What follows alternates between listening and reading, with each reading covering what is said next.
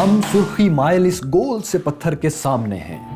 ہزاروں سال پہلے جب انسان رات کی خاموشی میں آسمان کو دیکھتا تو اسے ستارے ٹھہرے ہوئے لگتے، لیکن وہ حیران ہوتا کہ ان اربوں چمکتے ستاروں سے بھرے ٹھہرے ہوئے آسمان میں 5 ستارے ایسے کیوں ہیں جو ٹھہرے ہوئے نہیں ہیں بلکہ گھومتے پھرتے رہتے ہیں۔ یہ دراصل ستارے نہیں، سیارے تھے، لیکن اس وقت کا انسان ستاروں اور سیاروں میں زیادہ تمیز نہیں کر سکتا تھا، اس لیے وہ انہیں 5 آوارہ گرد ستارے یا چلتے پھرتے ستارے کہنے لگا۔ لیکن ان آوارہ گرد ستاروں میں سے بھی ایک ستارے کو وہ خاص اہمیت دیتا تھا۔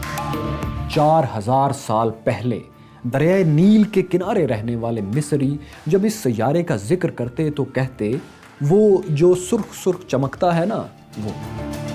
اس کے صدیوں بعد بابل یعنی وہ علاقہ جہاں آج عراق ہے، وہاں دریائے دجلہ اور فرات کے کنارے رہنے والا انسان اسے موت کا ستارہ کہتا تھا کیونکہ اس کا رنگ سرخ تھا۔ آج سے 2000 سال پہلے رومنز نے اسی آوارہ گرد ستارے کو جنگ کے دیوتا کے نام پر مارس کہنا شروع کیا، اور جس مہینے میں وہ اپنی سلطنت کو پھیلانے کے لیے جنگیں کرتے تھے، اس مہینے کو جنگ کے اسی دیوتا مارس کے نام پر وہ مارچ کہنے لگے۔ تب سے اب تک سال کے تیسرے مہینے کا نام مارچ ہی ہے۔ ہم اس سیارے کو مریخ کہتے ہیں۔ کیا مریخ پر کبھی کوئی انسانی تہذیب آباد تھی؟ کیا مریخ پر بہتے دریا اور سمندر ہیں؟ میں ہوں فیصل وڑائچ اور دیکھو سنو جانو کی کل کائنات سیریز دا یونیورس سیریز میں ہم آپ کو یہی سب دکھائیں گے۔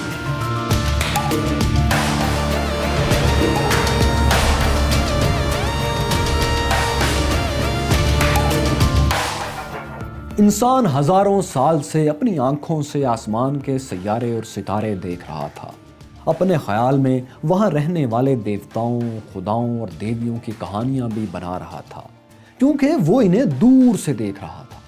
لیکن پھر یوں ہوا کہ ایک اینک ساز نے، گوگلز بنانے والے نے کچھ ایسا کیا کہ یہی سیارے پہلے سے بڑے نظر آنے لگے۔ 1608 کی بات ہے کہ ایک ولندیزی یعنی ہالینڈ کے رہنے والے اینک ساز نے شیشوں کو ایک ٹیوب میں اس طرح ترتیب دیا کہ ہر چیز 3 گنا بڑی دکھائی دینے لگی۔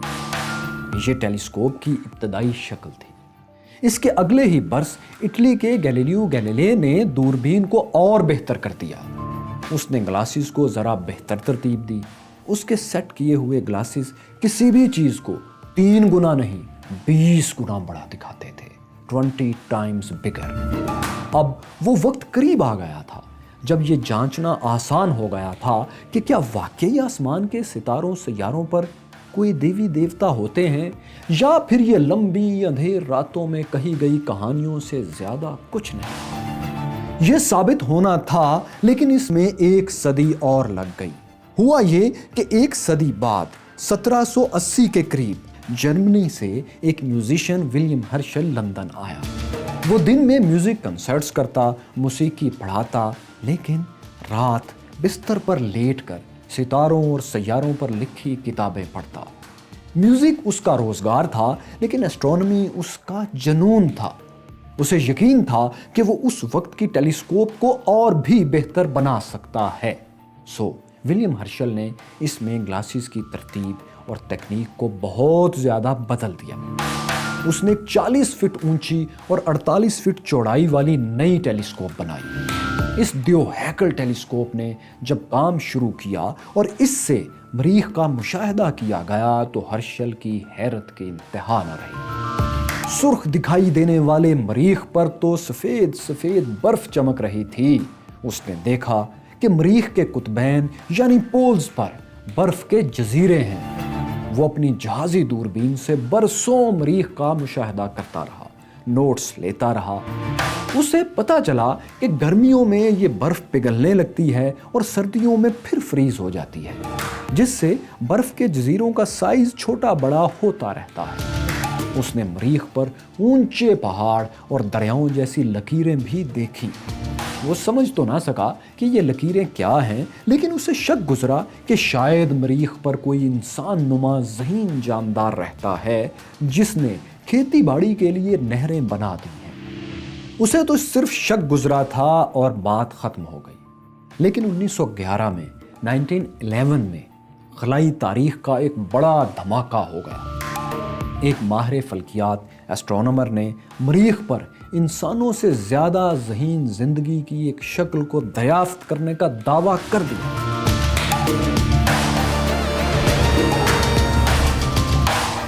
1911 میں ایک میتھمیٹیشین ایسٹرونومر پروفیسر پرسیول لوئل نے دعویٰ کر دیا کہ مریخ پر انسانوں سے بھی زیادہ جینیس لوگ رہتے ہیں۔ وہاں ایک پوری انسانی تہذیب آباد ہے، ایک سیولائزیشن وہاں ایگزسٹ کرتی ہے۔ یہ ایک غیر معمولی اعلان تھا، اور یہ تو اصول ہے کہ اگر اعلان غیر معمولی بڑا ہوگا تو اس کا ثبوت بھی غیر معمولی ہی چاہیے۔ اس سے کہانیوں سے اتنے بڑے بڑے دعوے نہیں مانے جا سکتے۔ لیکن پروفیسر پرسیول نے اس کا جو پروف دیا وہ یہ تھا کہ انہوں نے 2 سال مریخ کی سطح کا، اس کی سرفیس کا مشاہدہ اپنی دوربین سے کیا ہے، جس میں انہوں نے دیکھا ہے کہ وہاں 2 لمبی لمبی ایسی لکیریں ابھر آئی ہیں جو ان کے خیال میں نہریں ہی ہو سکتی ہیں۔ انہوں نے دعویٰ کیا کہ یہ نہریں 20-20 میل چوڑی اور ہزاروں میل لمبی ہیں۔ ان نہروں سے مریخی انسان کھیتی باڑی اور ٹرانسپورٹ کا کام لیتے ہیں۔ اتنی بڑی نہریں بنانا، اور وہ بھی اتنے کم وقت میں، ایسا کارنامہ تھا جو ان کے خیال میں انسانوں سے کہیں زیادہ ذہین لوگ ہی سر انجام دے سکتے ہیں۔ اس لیے مریخ پر ہو نہ ہو ضرور کوئی ذہین ترین لوگ رہتے ہیں۔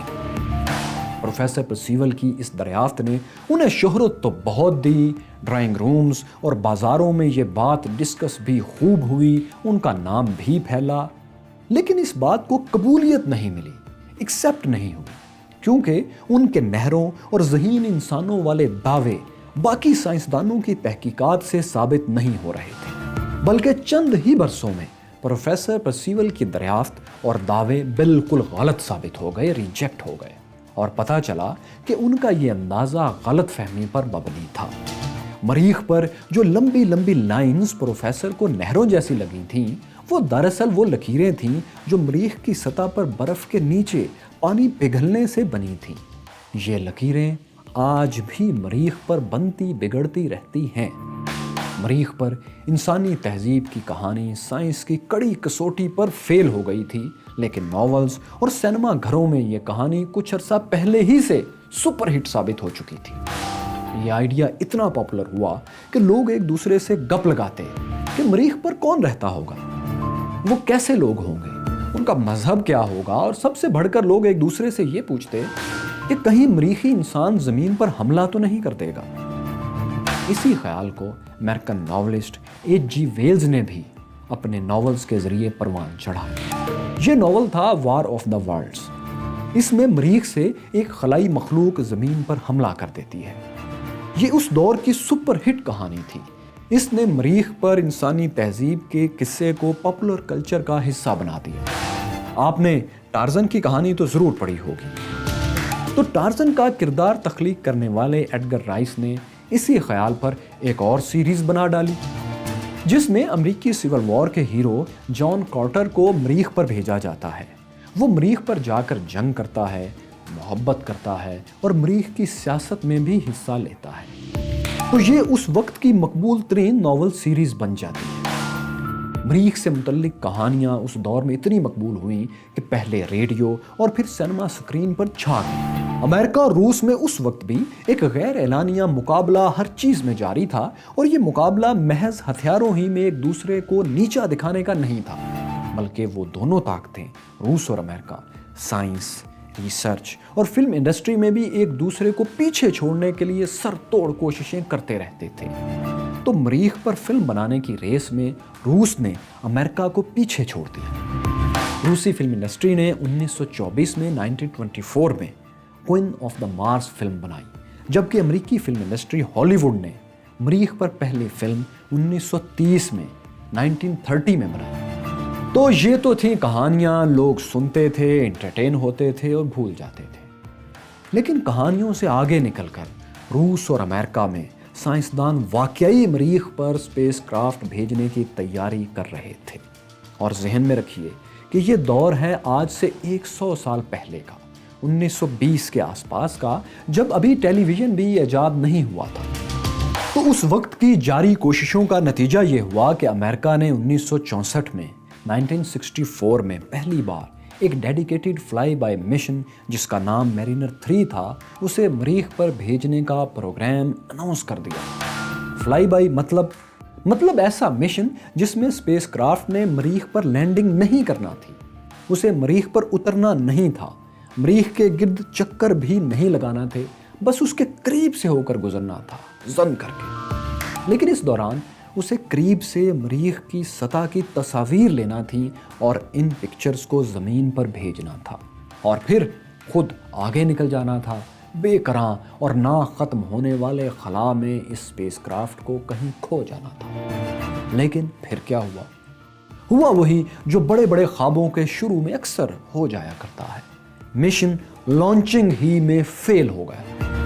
میرینر 3 نے پرواز تو کی، لیکن اتنی کم سپیڈ سے کہ اگر یہ اڑتا رہتا تو لاکھوں کلومیٹر کے حساب سے مریخ کو مس کر جاتا۔ پھر اس کے پارٹس نے بھی شروع ہی میں سگنلز بھیجنا بند کر دیے۔ یہ مشن لانچنگ کے 8 گھنٹے بعد ہی ٹرمینیٹ کر دیا گیا، ختم کر دیا گیا۔ لیکن وہ انسان ہی کیا جو ہار مان کر بیٹھ جائے؟ آخر انسان نے صدیوں برفانی غاروں میں رہ کر برفانی دور کو شکست دی تھی، وہ افریقہ کے صحراؤں کو عبور کر آیا تھا، وہ سمندروں کو پار کر چکا تھا، تو یہ اسپیس، یہ خلا آخر کب تک اس کے سامنے ٹھہرتی؟ ناسا نے اسی سال نومبر میں میرینر 4 بھیجنے کا پروگرام اناؤنس کر دیا، اور یہ مشن کامیاب رہا۔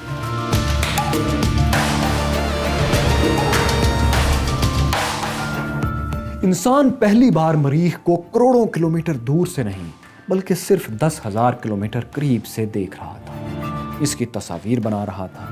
میرینر 4 نے اپنے مشن میں 21 تصاویر زمین پر بھیجی اور آگے لامتناہی خلا میں نکل گئے۔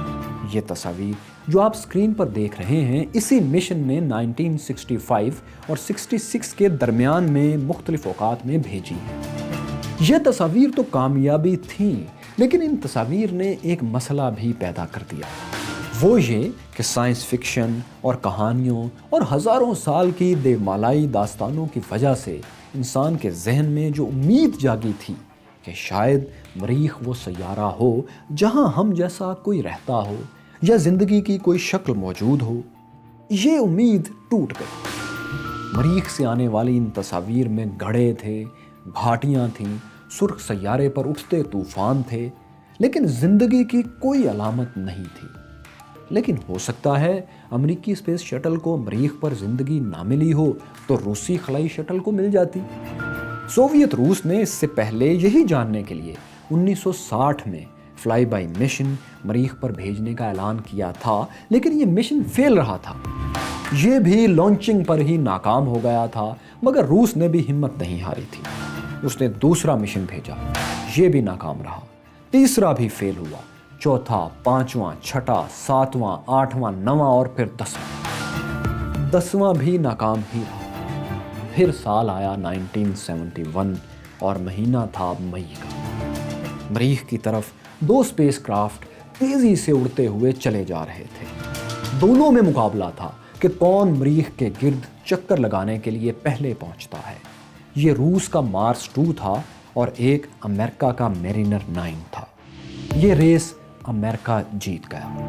امریکی اسپیس کرافٹ سوویت روس کے اسپیس کرافٹ سے صرف 2 ہفتے پہلے مریخ کے قریب جا پہنچا۔ یہ انسان کا پہلا مشن تھا جسے مریخ کے پاس سے نہیں گزرنا تھا بلکہ مریخ کے گرد چکر لگانا تھے، یعنی یہ فلائی بائی نہیں، ایک آربیٹر مشن تھا۔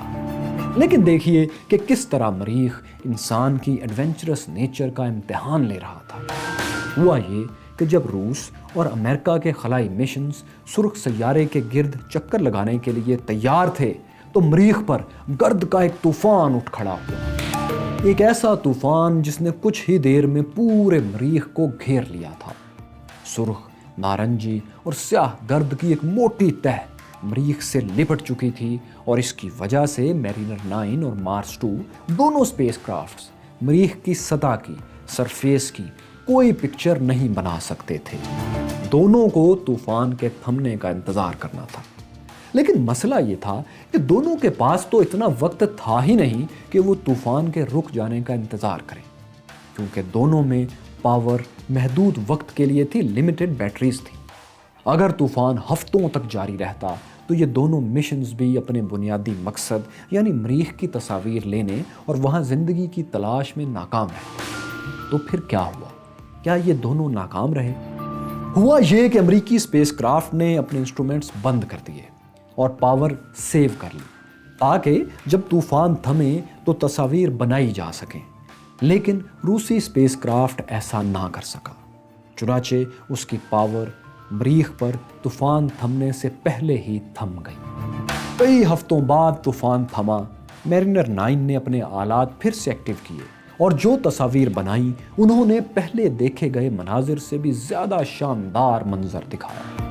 مریخ پر واقعی بہتے دریاؤں جیسی لمبی لمبی لکیریں بچھی ہوئی تھیں۔ مریخ کی سطح پر ایک بہت بڑا پہاڑ بھی تھا جس کی بلندی، جس کی ہائٹ زمین پر موجود سب سے بڑے پہاڑ ماؤنٹ ایورسٹ سے 2.5 گنا زیادہ تھی۔ ایورسٹ کی بلندی 8,848 میٹر ہے، جبکہ مریخ پر جو زمین سے تقریباً آدھا سیارہ ہے اس پر موجود اس پہاڑ کی بلندی 22,000 میٹر ہے۔ اسے ماؤنٹ اولمپس یا اولمپس مانس کا نام دیا گیا۔ اس مشن نے مریخ پر بہت بڑی بڑی گھاٹیوں کی تصاویر بھی بنائیں۔ یہ گھاٹیاں میلوں تک پھیلتی چلی گئی تھیں۔ یہ دکھنے میں بالکل ایسی تھیں جیسے امریکی ریاست ایریزونا میں گرینڈ کینین۔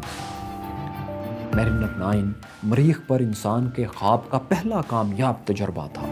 میرینر 9 ایک طرح اندازوں سے زیادہ کامیاب رہا اور ایک طرح ناکام۔ کامیاب یوں کہ اس نے اپنے مشن کے دوران مریخ کے گرد چکر لگاتے ہوئے 7,300 تصاویر زمین پر بھیجی۔ یہ اتنی زیادہ تصاویر تھیں کہ جن سے مریخ کی پوری سطح کا ایک انیشیل میپ، ابتدائی نقشہ سا بن گیا۔ لیکن ناکام اس طرح کہ یہ اپنے اہم ترین آبجیکٹو یعنی مریخ پر زندگی کی تلاش میں ناکام رہا تھا۔ اسے مریخ پر کسی زندگی کا کوئی سراغ نہیں ملا تھا، لیکن انسان اب بھی نا امید نہیں تھا۔ اس نے مریخ کے اور بھی قریب ہونے کی ٹھانی، اس کے پاس سے گزرنے یا اس کے گرد چکر لگانے سے بھی زیادہ قریب۔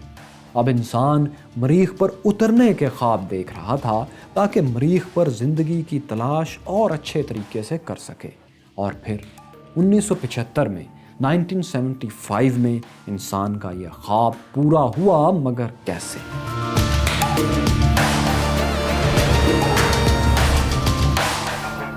آپ نے اسکینڈینیوین کنٹریز کے ان وائکنگز کی کہانیاں ضرور سنی ہوں گی یا ہسٹری ٹی وی کی وائکنگ سیریز ضرور دیکھی ہوگی، جس میں شمالی یورپ کے حملہ آور نیچے کی طرف نئی آباد دنیاؤں کی تلاش میں آتے تھے۔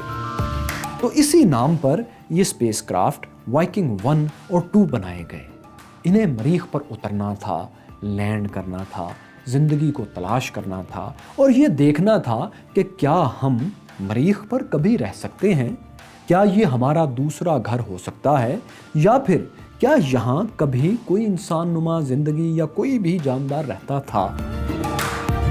20 اگست 1975 امریکی ریاست فلوریڈا سے وائکنگ مشن مریخ کی طرف لانچ کیا گیا اور 11 ماہ بعد 19 جولائی کو وائکنگ 1 مریخ کے قریب پہنچ گیا۔ وہ سرخ سیارے کی سطح پر اترنے کے قریب تھا کہ اسے روک دیا گیا، کیونکہ وائکنگ مشن کے کیمرے دکھا رہے تھے کہ جس جگہ وہ لینڈ کرنے والا ہے وہاں پتھر بہت ہی زیادہ ہیں۔ یہاں لینڈ ہونے کے بعد وائکنگ کی وہ کارنما گاڑی نہیں چل پائے گی جس نے مریخ پر تجربات کرنے ہیں، اس لیے ایک دن تلاش کے بعد نئی جگہ ڈسکور کی گئی۔ 20 جولائی 1976 چاند پر انسان کے اترنے کے ٹھیک 7 سال بعد وائکنگ 1 نے نارتھ پول کے قریب مریخ کی سطح پر قدم رکھ دیے۔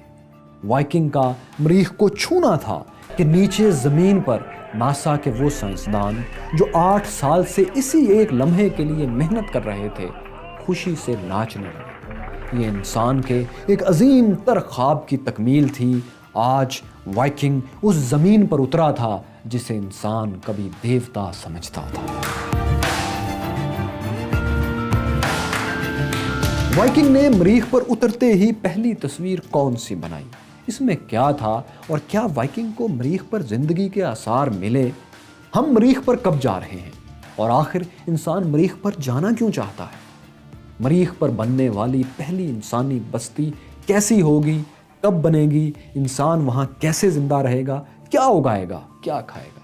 یہ زبردست کہانی ہمارے سفر کے اگلے حصے میں ہے، یہ بھی آپ کو دکھائیں گے، لیکن کل کائنات دا یونیورس سیریز کی قسط نمبر 5 میں۔ دوستو، آپ نے اس قسط میں دیکھا کہ کس طرح روس اور امریکہ میں خلائی جنگ زوروں پر تھی، لیکن یہ برسوں پہلے کی بات ہے۔ آج امریکہ اور روس کتنے طاقتور ہیں، یہ دیکھنے کے لیے یہاں اور یہاں کلک کیجئے اور یہاں دیکھیے کہ ہمارا کائنات کا سفر شروع کیسے ہوا تھا۔ اگر یہ ویڈیو آپ کو اچھی لگی تو ہمیں تھینک یو کہنے کا ایک طریقہ یہ ہے کہ آپ اس ویڈیو کو لائک اور شیئر کر دیجئے، چینل کو سبسکرائب اور بیل آئیکن پر کلک بھی کیجئے تاکہ ہماری ہر ویڈیو اور نوٹیفیکیشن آپ کو فوری مل سکے۔